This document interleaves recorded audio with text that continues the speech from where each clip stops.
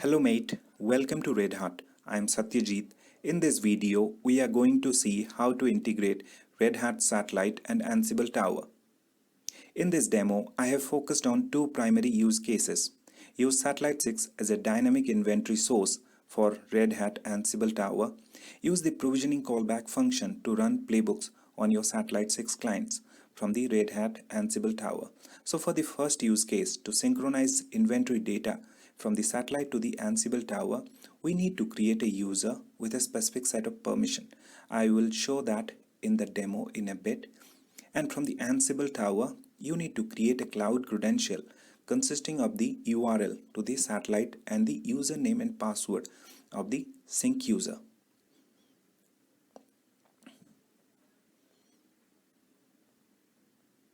Let's see the demo of the first use case.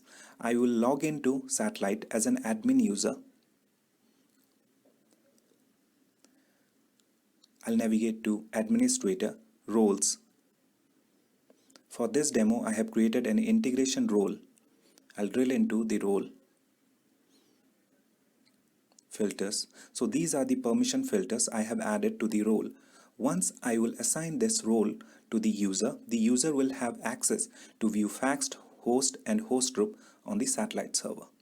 I'll navigate to users. This is a user I have created for this demo. I'll navigate to roles. I will assign the role to the user.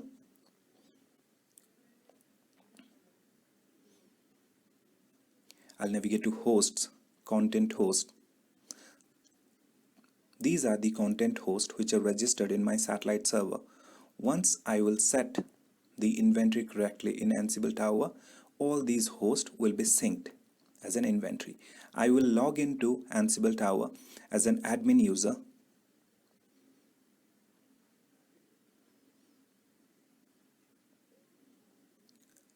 I will navigate to credentials.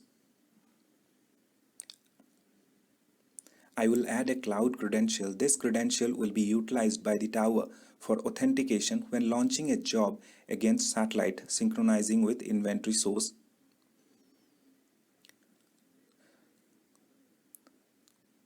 I will add the name as satellite credential. I'll choose the organization as default.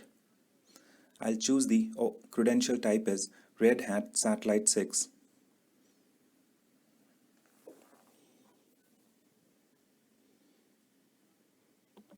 I will add the satellite server URL.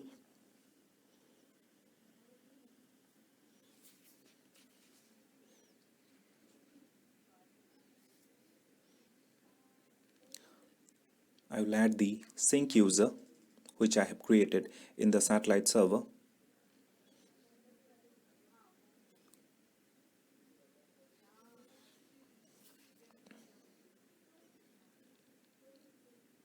I'll navigate to inventories. I will create an inventory. I'll name it as satellite inventory.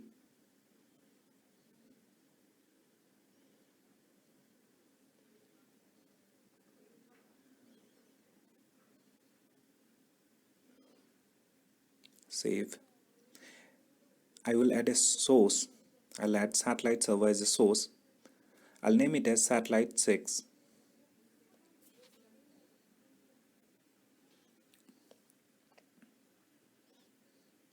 From the source drop down, I'll choose Red Hat Satellite 6. I'll change the verbosity to debug. I'll choose the option override. Checking override means if hosts are removed in satellite, they will be removed from tower during subsequent sync. I will also choose the option update on launch. When a playbook is run using this inventory, a sync will occur each time. I will add a source variable.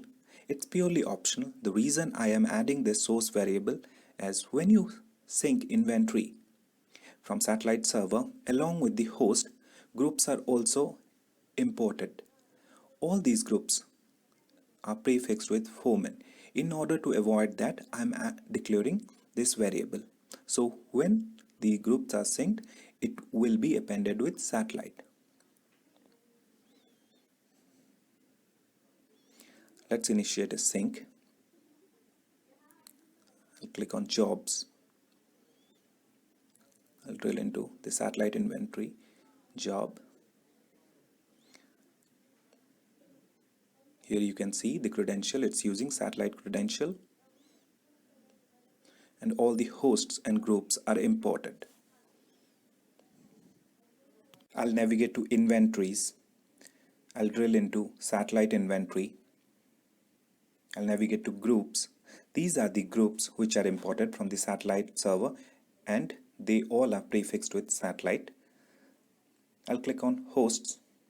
So these are the hosts which are registered in my satellite server and right now are part of satellite inventory in Ansible Tower. I'll drill into one of the hosts, and here you can see all the variables which are also synced, like the organization name, the content view, the domain name. We can use these variables in the playbook. Let's focus on the second use case, provisioning callback.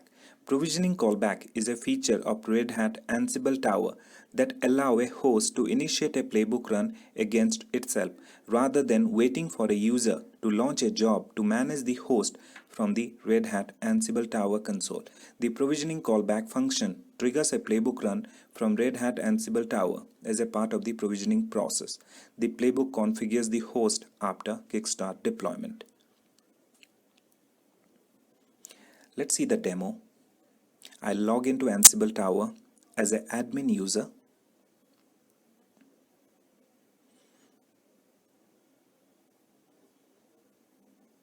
I'll navigate to credentials. For this demo, I have created a machine credential. I'll drill into the host credential. I have copied the remote execution user's private key from the satellite server, as during the kickstart deployment, the remote execution user's public key will be copied to the newly provisioned host, and Ansible Tower will use this credential to authenticate the new host. I have created a project. I have synced the playbook from the GitHub repositories.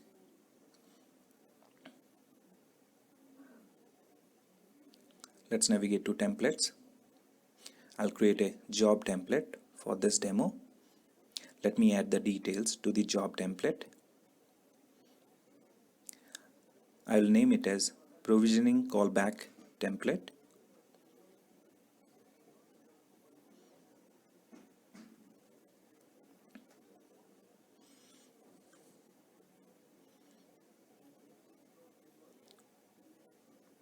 I'll choose the inventory as satellite inventory. I'll choose the project as satellite project, from where I'll get the playbooks. I'll choose a simple playbook MOTD. I will set the credential as host credential. Ansible Tower will use this credential to authenticate and to apply the playbooks on the newly provisioned host.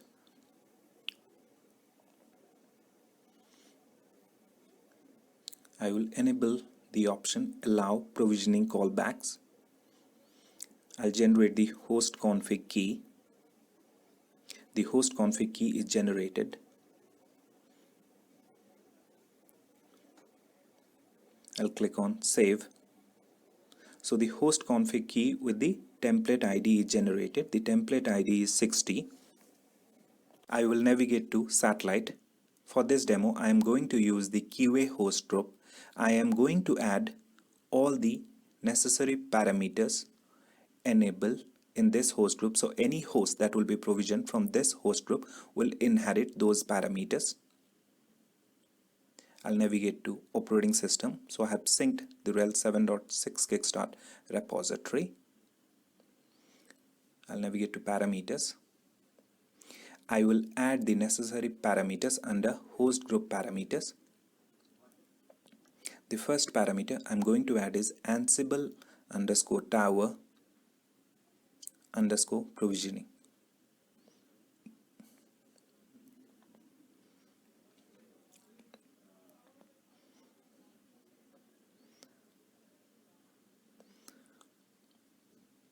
I'll set the type as Boolean. I'll set the value as true. As I have set Ansible underscore tower underscore provisioning to true, so the Ansible provisioning callback snippet is executed. During provisioning, this snippet will create a service on the newly provisioned host, which in turn will execute the curl command using the element configured in the parameter of the host group. We will see that in the demo. Let's add the other parameters. The second parameter I am going to add is Ansible underscore tower underscore FQDN, the fully qualified domain name of the Ansible tower.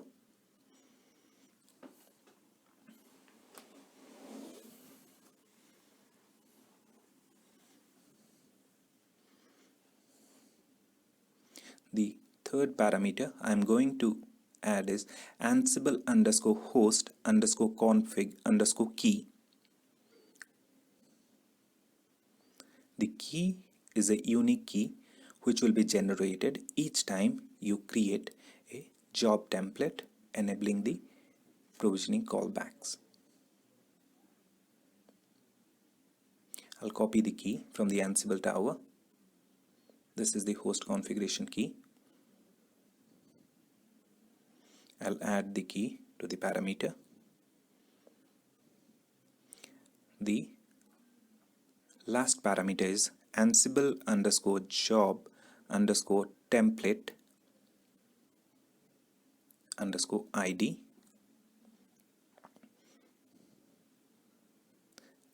I will copy the ID from the Ansible tower. So here you can see the ID is 60. I will add it to the parameter. As I have added all the Ansible parameters in the host group, so if all the steps are successful, once the host is successfully provisioned and boots up for the first time, the Ansible callback service will be executed.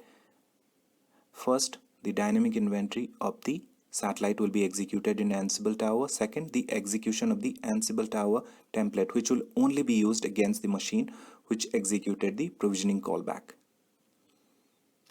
To test the settings, I will deploy a new host.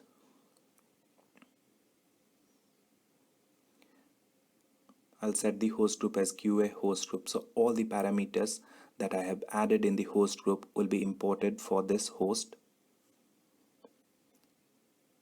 I'll name it as rel QA 001.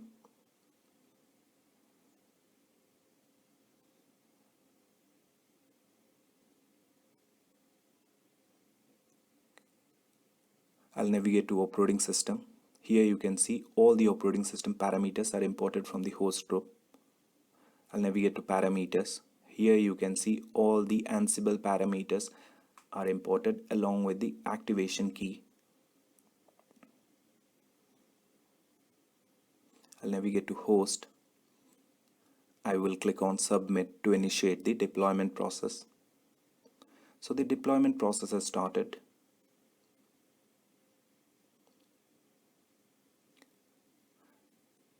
I will navigate to templates. I will render the provisioning template.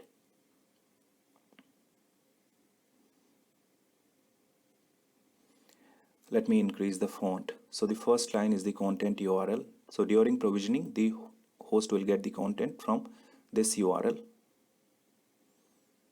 Let me show you the other parameters. Let me scroll down.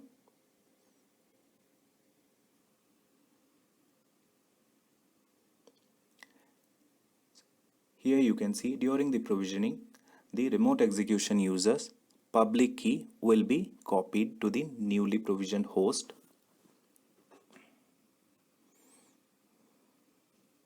As I have set the Ansible host parameter to true, so it has added the Ansible callback service in the template. Once the host is successfully provisioned and boots up, it will enable this service. Then the curl command using the element configured in the parameter of the host group will be executed. First, the dynamic inventory of the satellite will be executed in Ansible tower, and second, the provisioning callback template will be executed, and this only executes for the first time. and remove itself afterwards. Let's navigate back to the satellite host page, verify the deployment progress. I'll navigate to console. Here you can see the file system is created and the packages are getting installed. We have to wait till the host is provisioned. Let's pause the video. So the host has successfully provisioned and is booting up. So now it will start the Ansible callback service, which will trigger the inventory sync job on the Ansible Tower. Here you can see the dynamic inventory sync job is started.